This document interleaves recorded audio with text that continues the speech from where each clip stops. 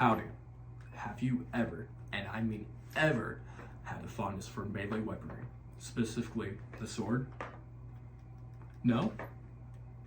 Well, because frankly, I don't believe you. And the reason being is because no kid has ever not gone outside, picked up a very large stick, and swung it around like they were Leonidas from 300, decapitating their enemies. Howdy, I'm Jared Wong, and for the past 10 or so years, I have been a weapons enthusiast, learning the ins and outs of every single weapon that I could get my hands on. But for today, I would like to discuss and inform the class on the history, uses, and death of the rapier, an elegant sword meant for cutting and thrusting. See, this sword, and most other weapons like it, was made for a purpose. And as fencing.org.uk puts it in their article, The Ultimate Guide to the Sword, it was made for war, mainly being used by guards and war generals to thrust away at their enemies and wage war against other nations. But the weapon wasn't only made for war, it also has other uses, that being fencing and dueling.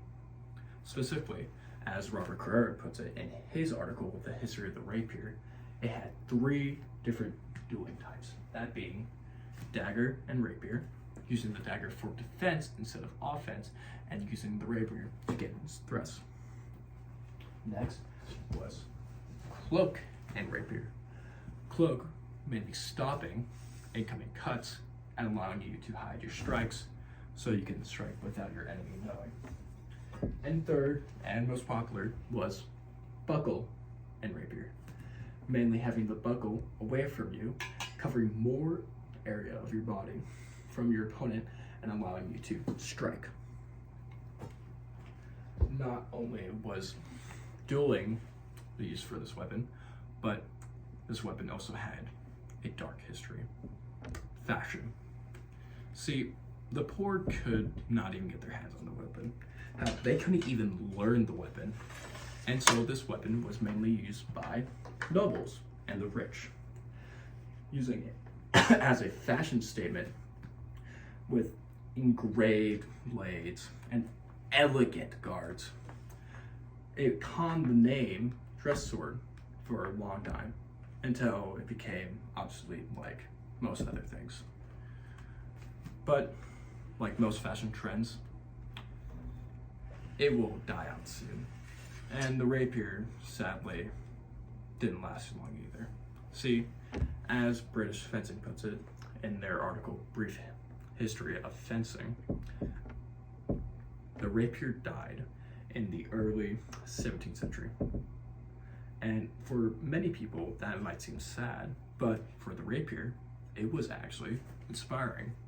See, the rapier killed itself and inspired the killer, that being the short sword.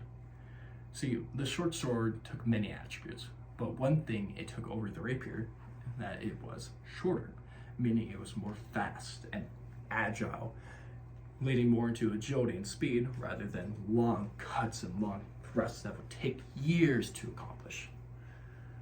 The rapier not only inspired the sword that killed it, but also a very popular sport, fencing, inspiring 3 different sword types, epee, foil, and saber, to be used. See, fencing is still the biggest sword sport in the world, seeing it's the only sword sport in the world. Honestly, this is my favorite weapon of all time, and if I wish I could, I would only get more. But this weapon has also faced many hardships that might be through the war or through fashion, and even itself, it has still stood the test of time and has still been a mainstay weapon of today. The Swiss Guard still use it. Fencing is still using the sword, whether it be through the swords I talked about or even experimental swords like even lightsabers. The rapier is a mainstay weapon of today and will always be. And hey, if you're considering picking up any type of weapon and you don't really like katanas, the rapier is always a good option.